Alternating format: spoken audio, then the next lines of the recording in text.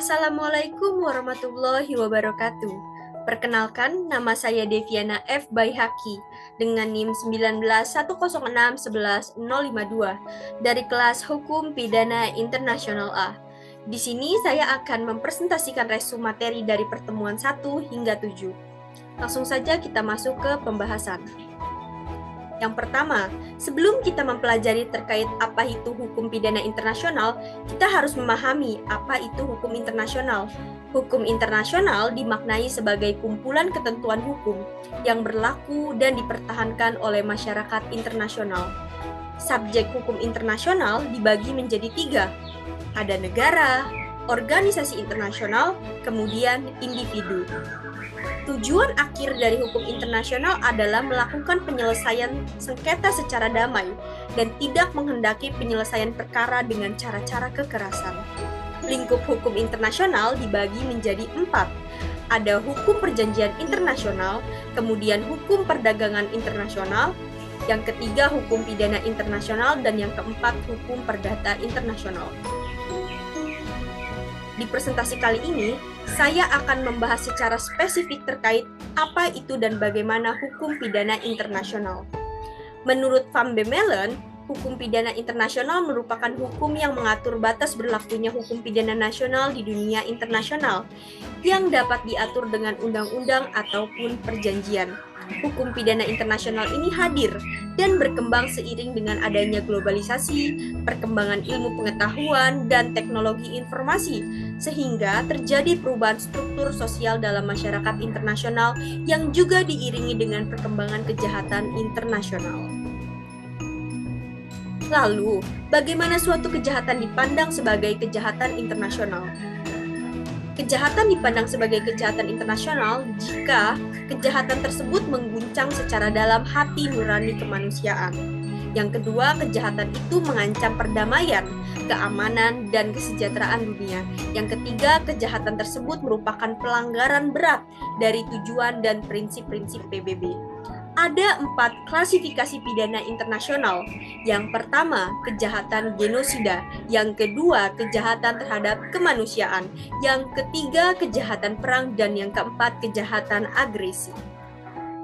Penting untuk diingat bahwa selain keempat kejahatan di atas, bukan berarti di luar keempat tindak pidana tersebut tidak ada kejahatan yang dapat dikualifikasikan ke dalam international crimes. Kemudian bagian yang ketiga, peristilahan dalam hukum pidana internasional. Hukum pidana internasional ini sering disebut sebagai kejahatan internasional atau hukum pidana transnasional dengan dimensi kejahatan transnasional, atau hukum pidana nasional yang berdimensi internasional serta kejahatan nasional yang berdimensi internasional. Selanjutnya, asas hukum pidana internasional terdiri dari asas yang bersumber dari hukum internasional dan asas yang bersumber dari hukum nasional. Asas hukum yang bersumber dari hukum internasional terdiri dari asas hukum seperti good faith, pacta sunt servanda, civitas maxima, dan reciprocal.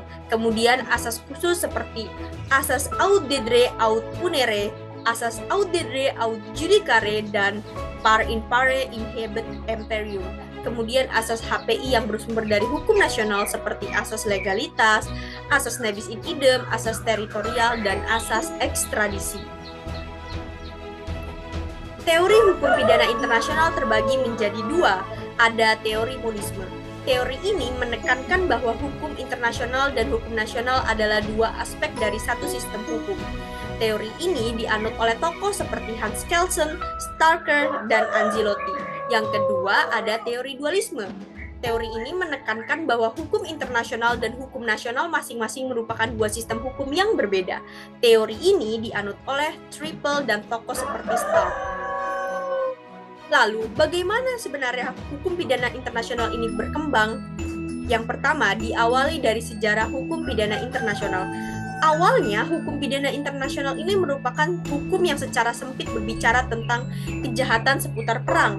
Lalu, pada abad ke-20, telah timbul 4 jenis kejahatan internasional yang dapat dihukum melalui yurisdiksi nasional berdasarkan hukum kebiasaan internasional. Kejahatan internasional meliputi kejahatan perang, bajak laut, genosida, kejahatan kemanusiaan, kejahatan agresi, serta pemalsuan mata uang. Faktor-faktor pendorong dari adanya perkembangan hukum pidana internasional seperti timbulnya kemajuan ilmu pengetahuan dan teknologi informasi yang pesat sehingga menyebabkan timbul jenis tindak pidana baru. Yang kedua, timbulnya kesadaran umat manusia atas penghormatan nilai-nilai kemanusiaan yang dianut secara universal. Yang ketiga, kesadaran masyarakat internasional atas kebutuhan bekerja sama dalam menghadapi masalah bersama.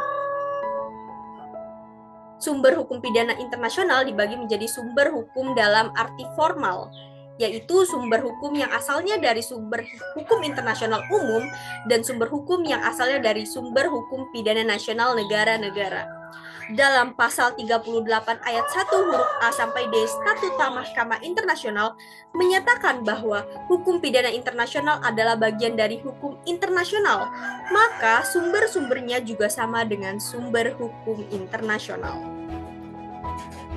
Sedangkan sumber hukum pidana internasional yang berasal dari hukum internasional terdiri atas perjanjian atau konvensi internasional, yang kedua hukum kebiasaan internasional, yang ketiga asas atau prinsip hukum umum, yang keempat putusan pengadilan, yang kelima pendapat para ahli hukum internasional, dan yang keenam keputusan dan resolusi organisasi internasional. Sementara sumber hukum pidana internasional yang kedua yaitu yang berasal dari hukum nasional negara-negara anggota. Baik, itu saja presentasi resu materi dari pertemuan 1 hingga 7 Hukum Pidana Internasional. Kurang dan lebihnya mohon maaf. Wassalamualaikum warahmatullahi wabarakatuh.